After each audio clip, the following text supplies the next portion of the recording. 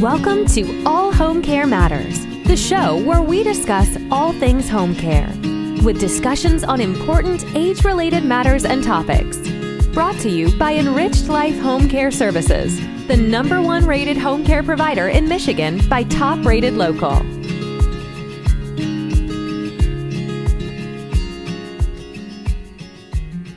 Hello, and welcome back to All Home Care Matters. If this is your first time visiting us here at the show, we want to say thank you for taking time out to be with us today. We appreciate how valuable everyone's time is, and that's why we try and make each episode here at All Home Care Matters something that will hopefully matter to you. Today, we are extremely honored and privileged to welcome Elizabeth Field, the Chief Operating Officer of the Elizabeth Dole Foundation, to discuss and preview their upcoming 10th annual Elizabeth Dole Foundation's convening in Washington, D.C. Welcome, Elizabeth Field, the Chief Operating Officer of the Elizabeth Dole Foundation and a recognized expert on military quality of life and defense policy. Elizabeth, it is a true honor to welcome you to All Home Care Matters. Thank you for being with us today. Well, thank you for having me. It really is a pleasure. It's our pleasure.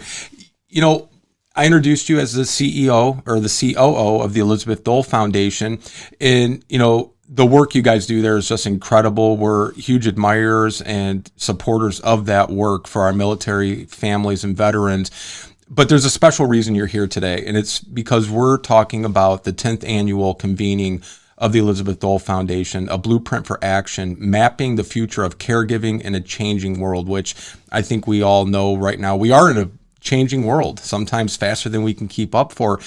But would you like to take a moment for our viewers and listeners who may be unfamiliar? Can you provide an overview of the Elizabeth Dole Foundation's mission and the key programs that are supporting military and veteran caregivers? Absolutely. So we have been in existence for about 12 years now. We were founded by our namesake, Senator Elizabeth Dole, because she had personally experienced as caregiver to her husband, the late Senator Bob Dole, that when she was at Walter Reed Army Medical Center and he was being treated for wounds that he had from World War II, she saw countless families where there were service members terribly injured in Iraq and Afghanistan, and she saw that there really wasn't a lot of support in place for those families, whether it was parents or spouses or siblings. And so she felt that there needed to be an organization dedicated to helping them. In true Senator Elizabeth Dole fashion, she started first by conducting some research. She commissioned the first RAND report ever about military and veteran caregivers in the United States. And that really set the stage for the next 10 or 11 years of the foundation.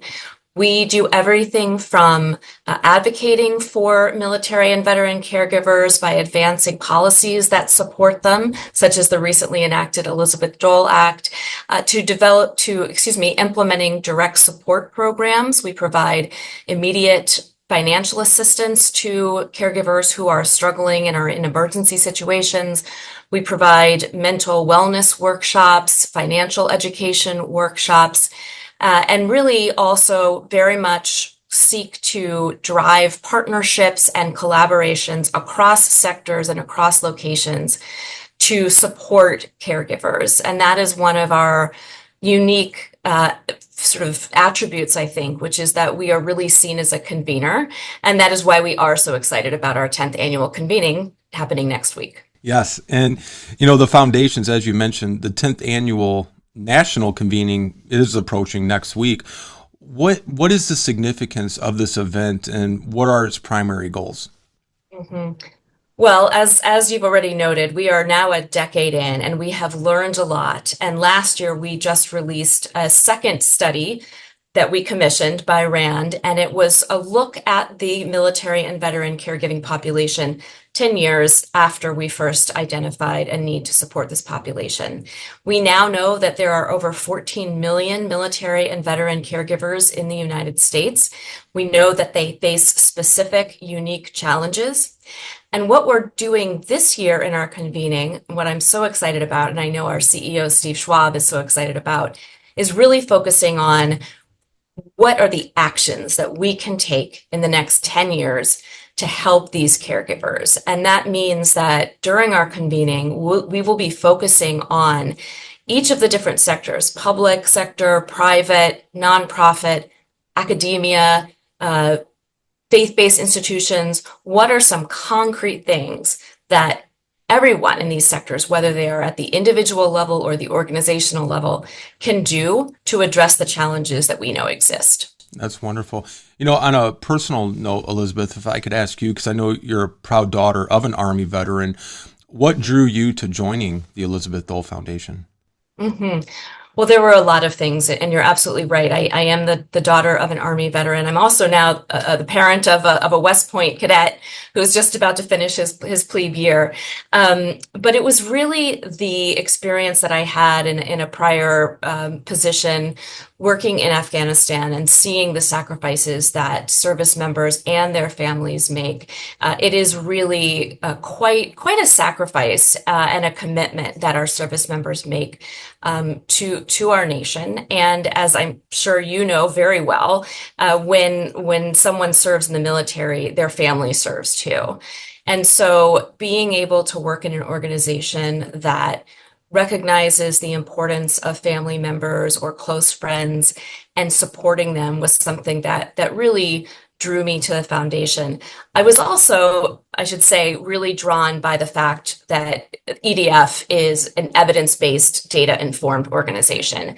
In my prior career, I was a government auditor, and I very much like facts and trend analyses and all sorts of data, and being able to work in an organization that appreciates the value of data and evidence in informing what we do is something that I just really couldn't sort of pass up the opportunity to join. That's incredible. And, thank you to your son for entering a life of service. We definitely appreciate that. You kind of touched on it. I touched on it a little bit, but I want to see if you want to elaborate a little bit. As you mentioned, it's all about action, right? And the theme this year is a blueprint for action, mapping the future of caregiving in the changing world. Do you want to elaborate a little bit more on what this blueprint entails and how it's aiming to impact caregivers' lives? Absolutely. And I should first start by noting that we just recently released our new strategic plan. This is a robust plan that is meant to not be something we put up on the shelf, but really something that we use as our guide as a foundation to implement our efforts and focus our efforts. And we can certainly talk more about that strategic plan if you have questions about it. But what we are doing is structuring our convening that will be next week around 4 key areas that we have identified in our strategic plan that we know are areas of focus and particular need for our community. Those pillars are strengthening emotional and mental well-being, bolstering economic mobility, supporting and improving outcomes for caregiving youth and their families, and then last, fostering really supportive care ecosystems. And while we in our plan have identified what we think we are best positioned and resourced to do in our strategic plan, we know that there's a lot more that others throughout the country can do to support these caregivers. And that is why we will be looking to the convening and the hundreds of participants who will be coming to help us sort of fill out the rest of that picture. We know what we're doing. What can everyone else do? And then how can we support them? And so at the end of the day, I think our hope is and our plan is to have a set of recommendations essentially for each of those 4 areas of focus that I just laid out that gives almost a recipe for success, whether it is a local city council or a school system or a hospital system, on how they can make sure that they are doing their best by the military and veteran caregivers in their communities. Yeah, absolutely. I know, I shared with you that, I have a military family. I did not serve in the military. It's kind of one regret if I had to look at anything that I kind of have, because I feel such, a responsibility for giving back. And, my father was in the Marine Corps in the 60s, my uncle, Vietnam vet, my father-in-law, Vietnam vet. And, they just, they had such a sense of pride in when, two of those three I mentioned all had significant health issues later in life. And, they got such support through the VA, and, the people treated them so well. We want to see that continue and to even expand further. And what I mean by that is my mother-in-law, for instance, she wasn't aware of what resources were available. She didn't know how, to gain certain benefits through the VA and through his veteran status, and I think what you guys are doing at the Elizabeth Dole Foundation, especially through the convening coming up, on the 20th of this month, it's truly remarkable, because we're all doing it to support our veterans. But as a result, like you said, the family also serves, and we need to support them so that they can further support their, veteran loved one. Which leads me to this, is this something that is open to the public, or is it by invitation only? Where can people, register if they're able to register and they're not associated with the military, but they want to help? Well, absolutely, yes. This is an event that is open to the public. If you go to our website, which is elizabethdolefoundation.org, you will see a part of that website. I think it's under our events section, where you can register for the convening. If you are local to the DC area, we would love to have you come in person. If you're not able to join us in person, there is also a link that will allow you to register to watch virtually. And I want to come back to what you said about the VA. One of the wonderful partnerships that we have with the VA is that they will be airing this convening in all of the waiting rooms in the VA, medical facilities throughout the country. And so if there's someone watching while they're waiting for their appointment, or they're waiting for their spouse to get out of an appointment, they'll have a chance to watch as well.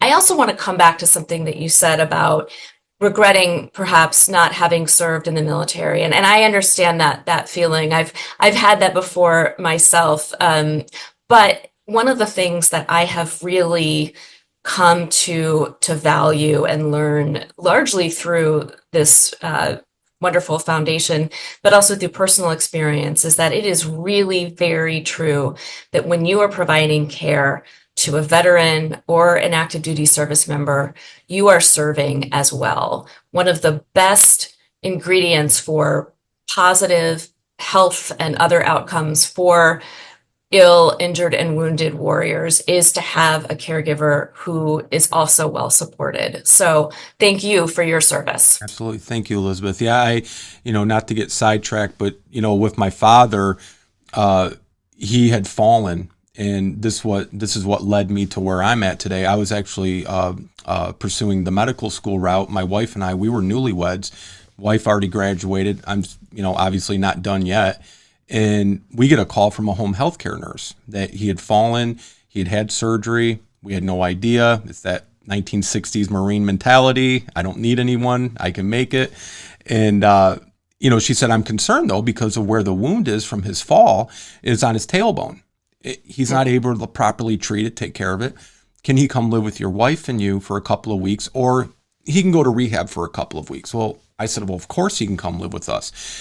I don't have any, regrets or, resentment over that, but we had no idea what we were getting into.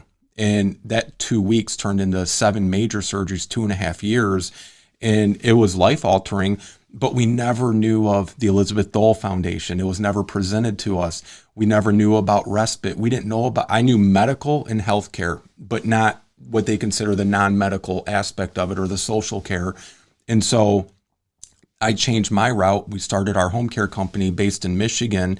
And then we started this podcast during COVID, because we were going around the state doing support groups, educational talks, trying to make everybody that would listen aware of the resources available. My book that came out last month was written to me from 20 plus years ago, what I wish I had then that I can provide now. And so that's why we love doing this, because we want people to know about the Elizabeth Dole Foundations, the resources available, and to support these, family caregivers who are serving, like you said. So thank you for, saying that. But do you mind if I jump in on that, actually? Please, because your experience is sadly very similar to one that I just went through, where my mother fell and broke her hip and shoulder, and had a wound in the exact same place. And overnight I went from working a full-time job and being a mom to two wonderful boys, to also being a caregiver for my mom, and moving in with her and my dad for a number of weeks. Sadly, she was in hospice and passed away earlier this year. But for those months when I was providing care to her, I was astounded, as it sounds like you were when you also had your life change overnight, by how hard it can be to navigate everything that comes up that you just never knew you would even need to figure out, much less figure out overnight. Whether it is how to find hospice, or how to get durable medical equipment that you need, or even things like how to change a diaper, which you just would never think you would need to know how to do for an adult, or to help them move from out of a bed. And so it is, your experience really resonates with me because of that. I also want to highlight that one of the key programs that we have at the foundation, and frankly that right now under our strategic plan we are going to be expanding, is our resource navigation program.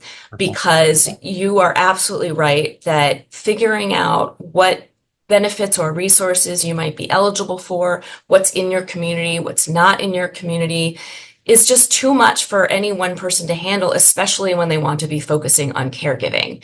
And so when caregivers come to us, again, if you go to our website at elizabethdolefoundation.org, you'll see a tab right at the top that says Find Help. And if you go to that tab, you will see how to register with our resource navigation program, or apply for emergency financial assistance, or to join our online community of other caregivers so you don't feel so isolated. But really, that resource navigation piece of this is just critical. And that's why it's one of our top priorities as we move out and implementing our strategic plan. That's wonderful. And I want to ask you a little bit more about the strategic plan in a moment. But back to the convening on May 20th, the convening is going to include sessions on emotional well-being, economic mobility, support for caregiving youth, which I think is something not nearly talked about enough, and the care ecosystem. Tell us a little bit about each and why they were chosen as the focal points of the convening. Yeah, so I mentioned the RAND report that we released just last year. You can look it up also by going to our website or going to the RAND website. What we learned from that report was that while some of the challenges facing military and caregivers are similar to the challenges that we also identified in the first study that we commissioned RAND to do, those problems are both perhaps more significant and also more interconnected than we fully appreciated when we first conducted that work. And so when it relates to mental and emotional well-being, we put that first as one of our 4 strategic pillars, our areas of focus, because quite frankly, the statistics are really troubling. And that is that almost a quarter of military and veteran caregivers meet the criteria for depression. 11% experienced suicide ideation in the last year. And those numbers, unfortunately, are even higher for those who are providing care to someone age 60 or younger. And then the statistics are really alarming. We're talking about 44% who meet the criteria for depression, and 22% who have experienced suicide ideation in the last year. And so that really was sort of a clarion call to us about we have to make sure that we are talking about and emphasizing this area, and that we are really developing interventions as well as partnerships to address those problems. So that's the first pillar. The second one, as you said, is economic mobility. And what we know, again, from RAND is that a lot of these caregiving families are struggling financially. Roughly a third of them are living at 130% of the federal poverty line or below. That figure, 130%, is significant because that's the rate at which eligibility for benefits like SNAP and WIC, which are, food assistance, kick in. We also know that these families are incurring thousands of dollars each year in both foregone income and out-of-pocket costs for things like medical equipment that they need, or healthcare costs that aren't covered by their insurance. And we also know that there is a lot of both underinsurance and underemployment among military and veteran caregivers in particular. And so that's why we really wanted to highlight that and work on how we can strengthen the financial, not only stability, but long-term economic mobility for these families. The third pillar, does have to do with youth. And you're absolutely right that this is something that people do not talk about enough, I think largely because they're not really aware of the fact that there are kids in these families who often help with at least one caregiving task. We know that about 40% of military and veteran caregivers are also providing care for a young child.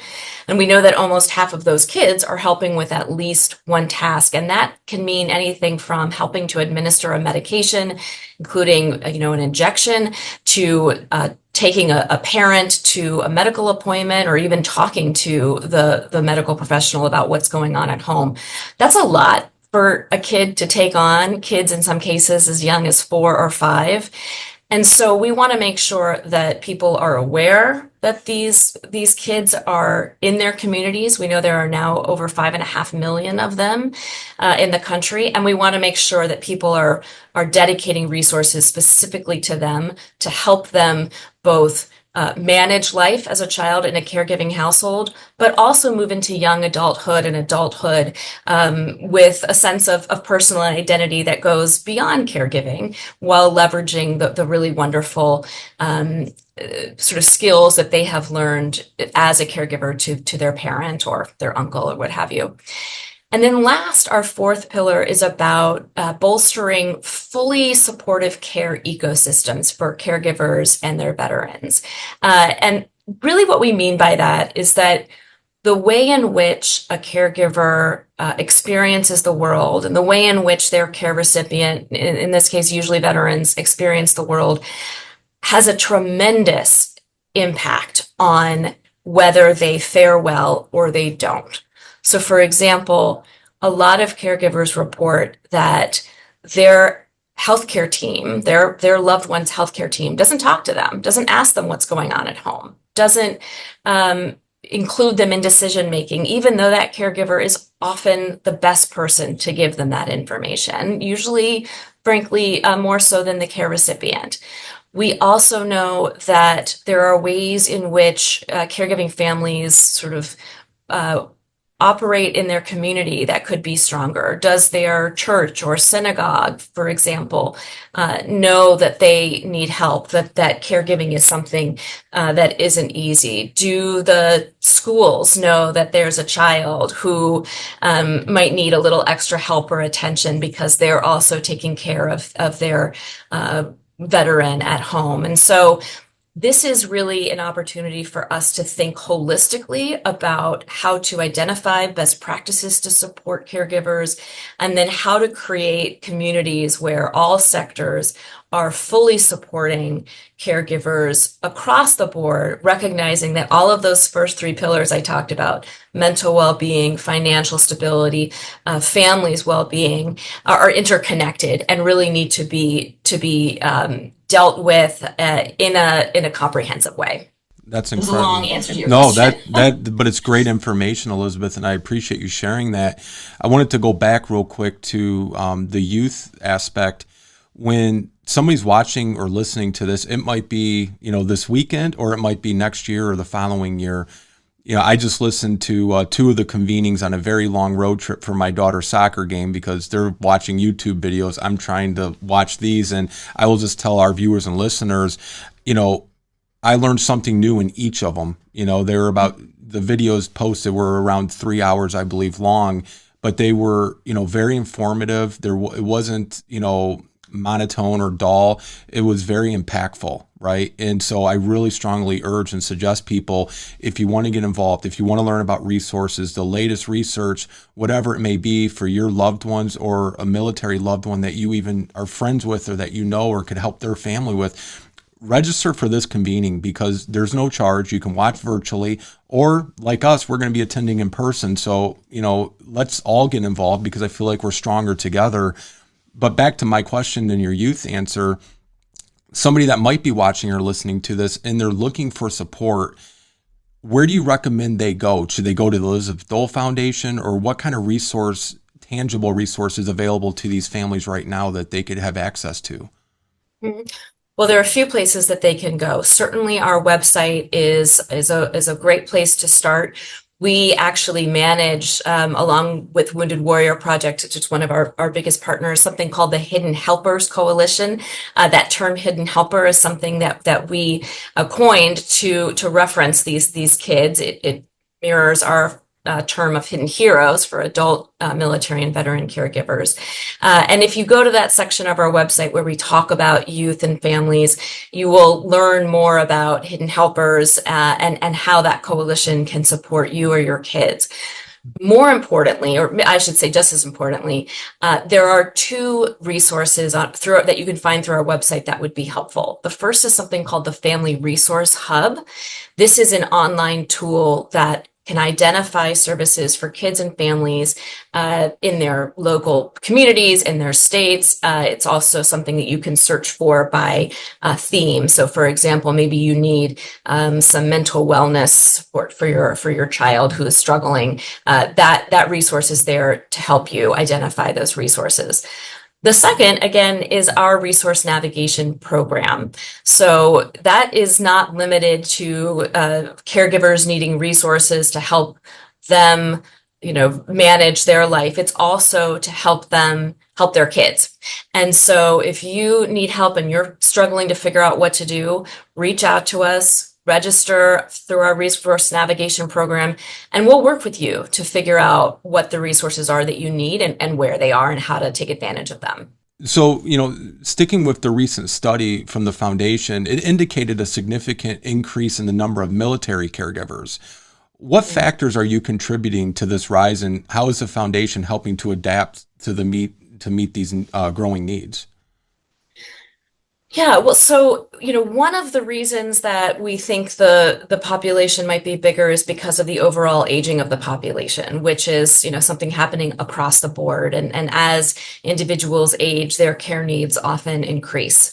But the most significant factor in the difference between the number when we first did our RAND study back in 2014 to the one that we issued last year was that, frankly, our research methodology has become more sophisticated. We know now how better to identify caregivers. So in the first survey that was done to support caregivers, or excuse me, to identify the number of military and veteran caregivers, there was only one question that was asked, and it was, are you a caregiver? And caregiver was defined in a very technical way with a lot of words that could be interpreted differently depending on how you're answering the question. And if it was yes, you counted as a caregiver. If it was no, you weren't. This time around, what the RAND researchers did, and it was really, really remarkably effective and sophisticated, was to instead ask survey respondents about the specific activities or tasks that they might be doing. So, for example, do you help someone with their activities of daily living, whether it's, bathing or dressing or what have you? Do you help somebody get to doctor's appointments and back home? Do you help someone, and this is really important, do you help someone manage the symptoms of post-traumatic stress disorder or a traumatic brain injury? All of those activities were reflected in the survey. And if caregivers selected yes to them, then that helped us identify them as a caregiver, even if they didn't self-identify as a caregiver. And so I think the biggest takeaway here is that there probably were a lot more than 5.5 million military and veteran caregivers back in 2014. We just didn't know it. And now we know that there are 14.3 million. We also know that there are over 100 million Americans who are caregivers. That means basically 1 in 3 adults is providing care to someone else. And so this is really something that is societal in nature and that is going to be with us for a long time. Yeah, and I love that you pointed out there's a lot of unidentified or self-identifying, because in my situation that I shared with you, never once did I ever say I'm my dad's caregiver. You know, I was like, yeah, I need to make an appointment for my dad. Like, I'm a son helping a parent. Like, it never, that word caregiver was not even in my vocabulary. I'm just helping as a son, or a daughter I would think would do for a parent. So I'm sure the number's even higher. You know, I want to talk a little bit about collaboration, because, you know, often a good friend of ours, Ian Kramer, I don't know if you're familiar with Ian, remarkable man. He's in DC. And when you were talking about, you know, the caregivers going to these appointments and they need the information, he says he didn't come up with it, but I always credit him because he's the one who I first heard it from. He calls it diagnose and adios. You know, you get that diagnosis and, you know, so that's where this next question comes from. How is the Elizabeth Dole Foundation collaborating with other organizations, government agencies, and, you know, communities to help support and enhance their support for caregivers? Because often, in my experience, and even with our company, Elizabeth, everybody seems to stay in their own silo instead of uniting for the betterment of the patient outcome or the caregiver support. Everybody stays in their own little silo, and there's not enough cross, you know, collaboration. How is Elizabeth Dole changing that? Well, you are absolutely right that can happen, that sort of sticking to your lane and not reaching out to work with others. But partnering and collaborating is really in our DNA as an organization, and it has been from the very beginning. We have a number of partnerships with various entities, whether they are corporate entities or government, that frankly, if we didn't have those partnerships in place, we wouldn't be able to support our community the way we need to. So for example, we have a long-running partnership with the VA to run something that's called our Campaign for Inclusive Care. And basically what that does is train health providers who are in the VA system on how to integrate the caregiver into the healthcare team because of the problems that we talked about earlier. So making sure that they know how to recognize who the caregiver is, how to ask them questions, how to bring them into decision making. So that's one example. I've already mentioned Wounded Warrior Project. We have a lot of work with them, or especially around our hidden helpers, our youngest caregivers. We have a number of other really, really valuable partnerships. So for example, USAA, which is an organization that you might be very familiar with, or a company, I should say, provides insurance to countless military families in the United States. They provide us a lot of support, including in the area of suicide prevention, and recognizing that caregivers really play an important role in preventing suicide among veterans, which of course is a really unfortunate problem that we have right now in the United States. So I could go on and on about all of our partnerships. We have some with, you know, healthcare companies where they realize they have a tool that would be really helpful for caregivers, and then we help them identify the caregivers and connect the two. So it is something that has been a foundational part of the foundation from the very beginning, and we will only continue to do that and expand our reliance on partnerships and collaboration as we move forward into our second decade, because we know that, you know, we are stronger together and we can serve our community better. Thank you for sharing that, Elizabeth. For viewers or listeners, there is a crisis tip or a crisis hotline. Would you mind sharing that information for anybody? Yeah, absolutely. That number is 988. That is a free phone number that you can call anywhere in the United States.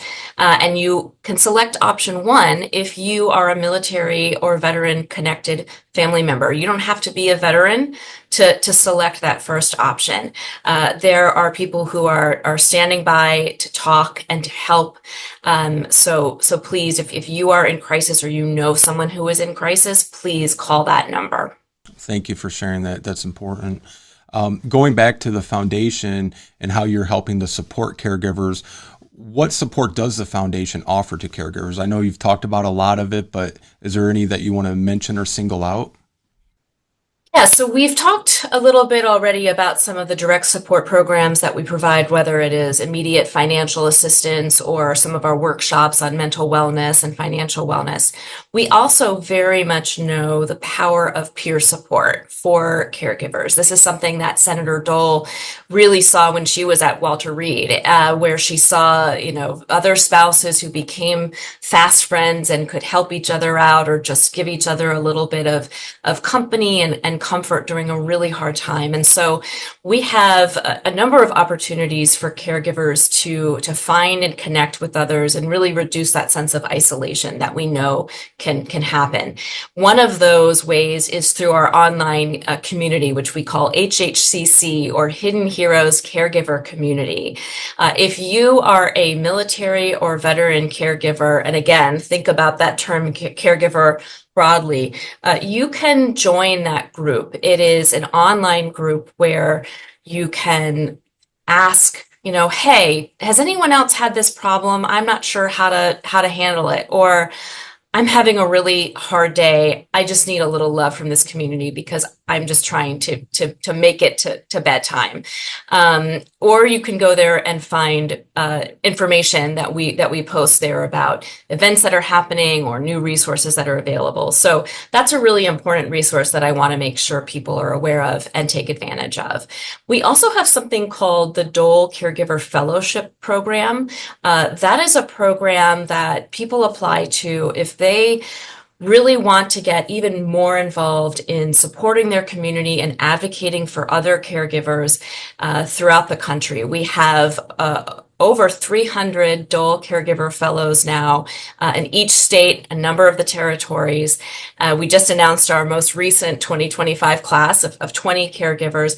What they do is they come together, they come to Washington, they get training in things like leadership and advocacy. We have a really exciting day on Capitol Hill. We call it our Hill Day. It's after the day after our convening, so coming up next week, where we accompany caregivers to go meet with their members of Congress and tell them their stories and push for policies and legislation that will support them. And so it's a wonderful program. If you're interested in learning more about it, you can also, again, go to our website, elizabethdolefoundation.org, and learn more about that fellowship program. That's incredible. Well, that's a great setup for my next question. I know you recently announced the 2025 class of Dole Caregiver Fellows. Can you share a little bit more about this year's cohort and how they'll be participating in the convening? Yeah, well, we often talk about the fellows as being at the heart of what we do here at the organization. It was one of the very first programs that we created, and it continues to be just really sort of the lifeblood of our organization. And so we are delighted to be welcoming our newest class of fellows next week to Washington for the convening, also the Hill Day that I just talked about. And this class in particular is really exciting because they bring some experiences to our Dole Caregiver Fellowship Program that we haven't had before in fellows. So, for example, we have caregivers who are friends to their care recipient. They're not related to them. They're not family members, and have given up their day jobs to support their care recipient 24/7, which is really remarkable when you think about it. We have our first same-sex couple where the one partner is providing support to his husband, and that is just really, really a beautiful thing. And then we have a mother who is caring for a child with disabilities while also serving as caregiver to her husband, who is a veteran. We have a caregiver who is supporting an active duty service member, something that people may not realize. It's not just veterans who need caregivers. It can be active duty service members, especially if there is something going on with PTSD or something that is really not to the extent of causing that person to have to leave active duty service. So really, there are so many different and exciting sort of nuances and characteristics of the caregiving relationships that we have in this year's class that I hope will give both a sense of comfort and also inspiration to other caregivers around the country. Absolutely. And I just want to mention for anybody that is watching or listening to this, if they want to learn more about the 2025 fellows, or if they wanted to apply for next year, how would somebody go about doing that? Well, they can, again, go to our website, elizabethdolefoundation.org. If you go to the Find Help tab, you can also learn about the fellowship program, and you can apply there. We do not currently have an active application link because we just announced a new class, but we'll be opening that up again toward the end of this calendar year. If you join our online community or you subscribe to our newsletter, you'll know as soon as that registration link to apply is live. Regardless of what time of year it is, anyone can go to our website as well and see a profile of each of our fellows, both the 2025 class and the 2024 class. And I encourage everyone to go read those stories because, what I was able to describe is very high level. When you read their individual stories and hear them in their own words, it's really powerful. You also asked me about how the fellows were going to engage in the convening, and I forgot to cover that. So I just want to note that in addition to attending our convening and being part of our interactive sessions that we have, which again this year are focused on actions and what we can do to support this community better in the coming years, we will be highlighting a number of caregivers and fellows on the main stage in conversations about their stories and what everyone can learn from them. And those sessions, we're calling them big idea sessions, will be tied to those four strategic pillars that I talked about earlier in our conversation. That's wonderful. Before I go on, I want to stick with the fellows for another moment. How does the foundation plan to help support these new fellows in their new roles as community leaders and advocates? And what's the impact that, you hope they will have both locally and also nationally? Mm-hmm. Well, we support them through everything like training experiences to fellowship events that help them build a sense of community and connection. And really, they become sort of part of the EDF family. I can't tell you how excited everyone here gets when fellows are coming in and it's going to be Fellows Week and we get to talk to them and get to know them better and really sort of see them gel as a class. What is also so exciting, though, is that we see fellows who were in the program years ago who are continuing to work with us to advance progress in their communities. And so, for example, that might look like holding a caregiver event in their city or their state, something that we support them in doing and can put funding towards so that at the local level, there is increased attention to the need to support military and veteran caregivers. So we have seen fellows advance legislation. We have seen fellows testify before Congress. We have seen fellows successfully advocate for changes in their state Department of Veteran Affairs. And so really it is a network of mighty individuals with a diverse set of caregiving experiences who are in it for the long term to make a difference. And as we move out on implementing our strategic plan, we're going to be really relying on those fellows even more than we have already to do things like bring programming into their local communities that right now we only provide at the national level. We're really excited about that. And frankly, it is, as I mentioned, one of the sort of best hallmarks of our organization is that fellowship program. That's incredible. That is incredible. Before we close, first, I want to say thank you again, Elizabeth, for, taking time out. I know we're just hours away from the 2025 convening, and it's the 10th annual convening nonetheless. Anything exciting because it is the 10th year? Well, I think the fact that we now have the strategic plan and we're focusing on actions is really exciting. There's something that you started with, actually, which I want to come back to, which is sort of what is our mission? Who are we? And I think it's so important to say this, particularly on your podcast, because I know you reach so many people who are caregivers, but maybe not military and veteran caregivers. And I want to say that this convening and really the work that we do, while focused on that community, because that's sort of our founding mission, we hope that anything that we achieve, whether it's a policy change or supporting a new intervention that turns out to be really effective, that those will support all caregivers, the 100 million plus in the United States. And that's why we have a new vision statement. And that vision is that we envision an America where all caregivers and the people they care for thrive. You'll note that the word military or veteran is not in there.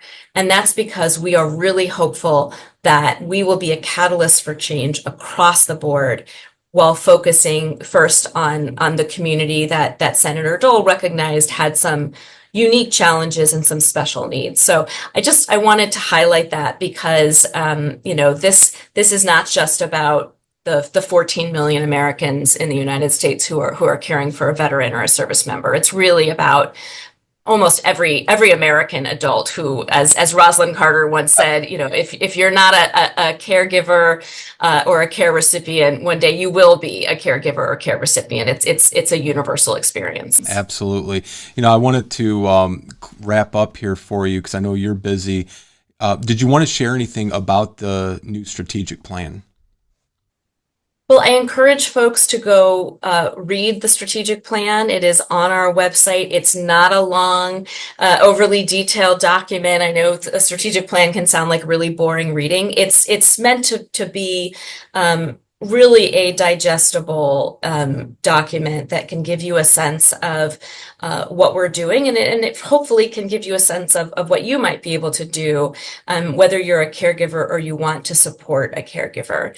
The last thing I want to share, and this is actually not in response to your question about the strategic plan, but I really want to make sure that your listeners know, which is that in the past, there has been a sense that caregiver intensity, the burden that comes with caregiving, can be measured by things like how many activities of daily living you support a person with. And that certainly can be a very, very sort of heavy workload, heavy burden.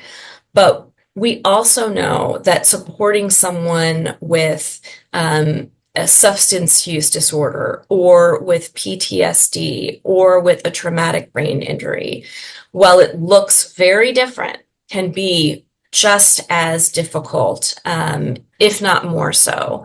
And so if you're listening to this podcast and you're thinking this doesn't apply to me, my partner who is active duty Marine, or my husband who served 10 years ago, he just needs help, or she just needs help because of having flashbacks or really having a hard time regulating emotions because of experiences they had. You're a caregiver too, because you're helping to monitor how your loved one is feeling, whether they're reaching a crisis point, when you might need to step in to help them get help. So just please know that is caregiving as well. And you are just as worthy of support and resources as someone who's helping their husband get around and get dressed and make it to doctor's appointments. Absolutely. And, I think we'll close here with this. I just spoke at a male caregiver summit, and one of the themes I wanted to get across is, as a male, it's okay to ask for help. We may not ask for directions, but we can ask for help as a caregiver, because you don't have to go through this alone, which is why I think it's so vitally important that people attend either in person or virtually this, convening, because it's going to show you you're not alone. There are so many other people out there that are maybe not having the same exact caregiving journey as you or circumstances, but at the end of the day, our titles are all the same, and that's caregiver. And there is help out there through the Elizabeth Dole Foundation. There's going to be invaluable resources with the convening and the everyday work that you guys do. So, from us here at All Home Care Matters, I just want to say thank you and everyone at the Elizabeth Dole Foundation and the fellows for really kind of picking up the mantle and leading the charge to raise this awareness and get these, resources in front of people so that they know that they're available and that there's other people out there that they can learn to rely on and, find support through. So again, May 20th, the 10th annual Elizabeth Dole Foundation's annual convening, a blueprint for action, mapping the future of caregiving in a changing world. Elizabeth Field, Chief Operating Officer of the Elizabeth Dole Foundation, thank you for joining us. And again, thank you to your son for his service and sacrifice. Thank you for having me, and thank you for providing such remarkable service through your podcast to the many, many Americans who either are caregivers or will be caregivers. Thank you for joining us today here at All Home Care Matters. All Home Care Matters is here to help families as they navigate these long-term care issues. We invite you to visit us at allhomecarematters.com, where there's a private, secure, fillable form where you can give us feedback, show ideas, or if you have questions. Every form is read and responded to. And remember, you can listen to the show on any of your favorite podcast streaming platforms or watch the show on our official YouTube channel. Just make sure that you hit that subscribe button so that you never miss an episode. We'd also like to say thank you again to Elizabeth Field, the Chief Operating Officer of the Elizabeth Dole Foundation. We look forward to seeing you again here at All Home Care Matters. Thank you for joining us today. We look forward to you joining us again on another episode of All Home Care Matters. To learn more about the show and to connect with us, visit us at allhomecarematters.com.